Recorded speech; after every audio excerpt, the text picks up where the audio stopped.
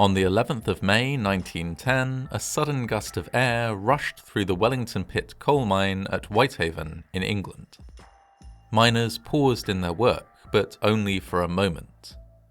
The gust of wind died away, and ventilation within the mine returned to normal. It was likely little more than a shifting of some rock in one of the mine's deep shafts.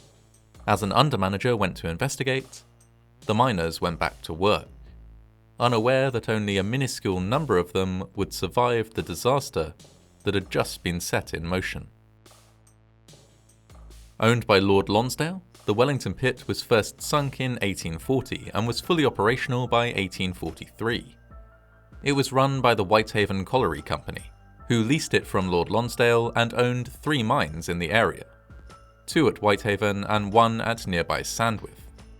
Coal mining was a major industry in and around Whitehaven at the time.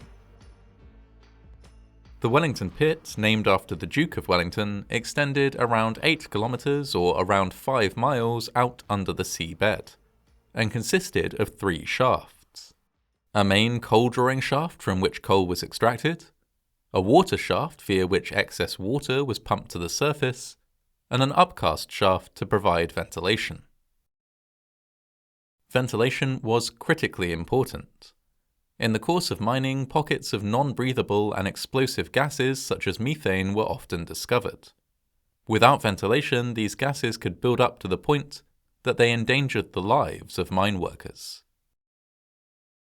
The Wellington Pit was known as a particularly gassy mine, and there had been several accidents related to the buildup of gas throughout its lifetime, including small fires and explosions. The men who worked the mine, almost all from the local community, were painfully aware of how dangerous their work was.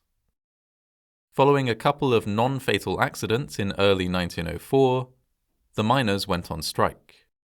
In June 1904, they stopped working, demanding safer conditions.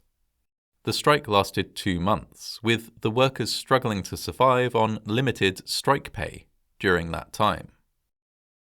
In August 1904, a vote was held, and despite a majority being in favour of continuing the strike, there was not the 2/3 majority required to continue. The miners went back to work in conditions that were unchanged from how they had been before the strike. On the 11th of May 1910, at around 7:30 p.m, a loud bang was heard by workers on the night shift at Wellington Pit. This was accompanied by a distinct rush of air that was felt throughout the mine. The night shift was made up of around 140 men and boys. Daniel Benn, a rope splicer, was on his way out of the mine at the time when the blast and rush of air took place. Alarmed by what he had heard and felt, he spoke to James Henry, the undermanager. The pair then went back into the mine together to investigate. At this stage, Henry believed that the noise and the rush of air had been caused by a tunnel collapse or rockfall, and not an explosion. As such, he did not instruct workers they passed on their way to evacuate the mine. As they proceeded deeper underground, Ben and Henry came across 2 unconscious workers. They had fallen unconscious when the rush of air temporarily depleted the part of the mine they were in of oxygen. Ben and Henry spent up to an hour resuscitating the workers and were ultimately successful. These 2 men, though in an exhausted and disoriented state, were eventually able to escape the mine with their lives. It was only after this encounter that Ben and Henry proceeded deeper into the mine. There, they ran into John Ware and George Kenmare. These 2 miners had been in a team of 27, who were now trapped by smoke deeper in the mine. Ware and Kenmare had left the group and braved the smoke to try and find a way out. In doing so, they believed they had passed the site of the fire itself. A large piece of equipment called a friction gear had appeared to them to be on fire. Ben and Henry, now aware that there was a fire, made it a priority to raise the alarm via telephone to the surface. They then joined John Ware and George Kenmare in an attempt to fight the fire, but were unsuccessful. What had previously been a small wood fire had quickly spread to consume tubs of coal and grease near the friction gear. the mine itself was now ablaze. Above ground, smoke was also shooting out of the mouth of the pit.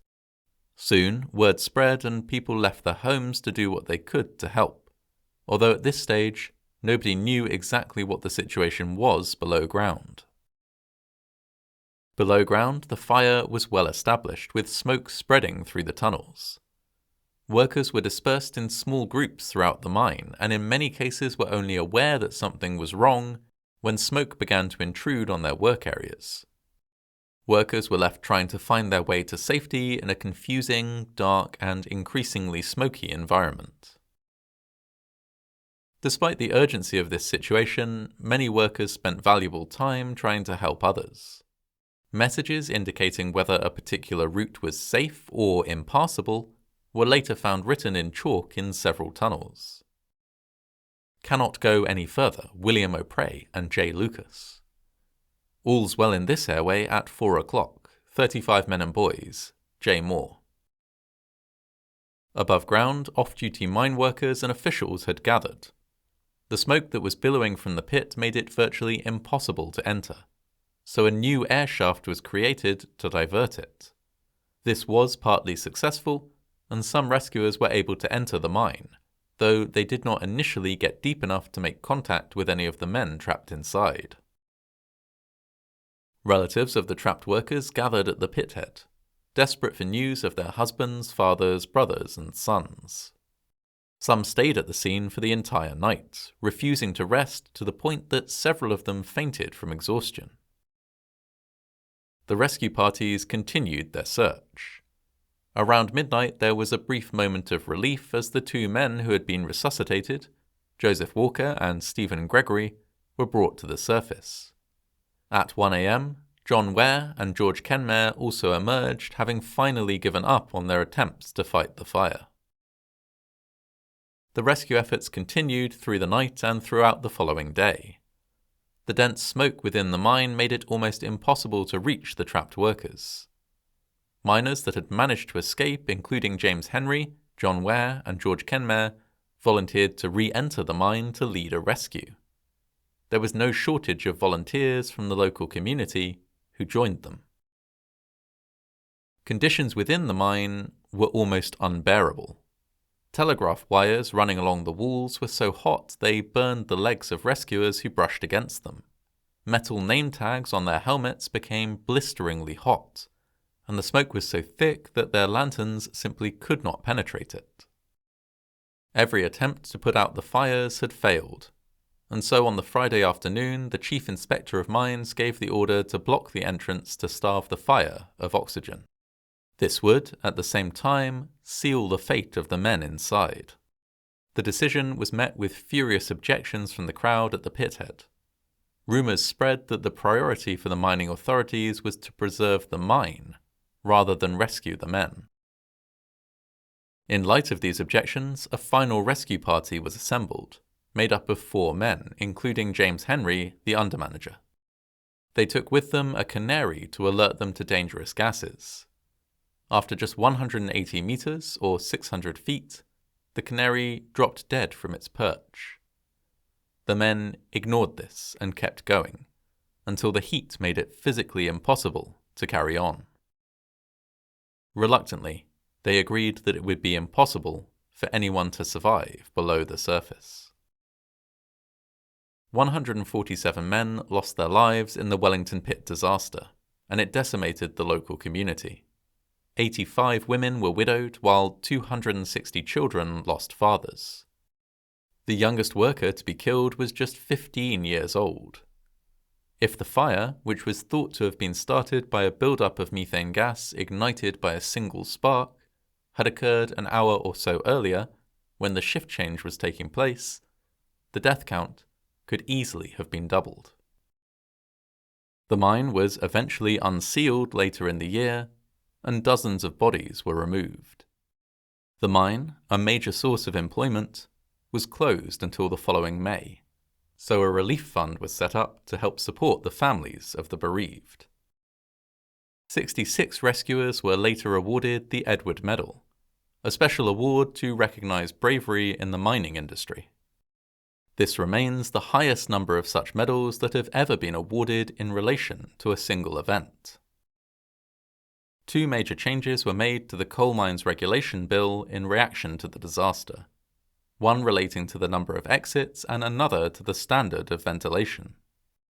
Numerous changes were made to the operations at Wellington Pit before it reopened, including the instatement of new rules around the handling of safety lamps and the signing in and out of workers when they entered and left the mine. Eventually, in the 1930s, the Wellington Pit closed forever. Coal mining, which had been a major industry for Whitehaven, eventually disappeared. The major industry in the town is now the nearby Sellafield nuclear power plant. On the 100th anniversary of the disaster, a memorial was unveiled in Whitehaven. Even a century after this accident, the sudden loss of hundreds of men from this small community is still felt and remembered.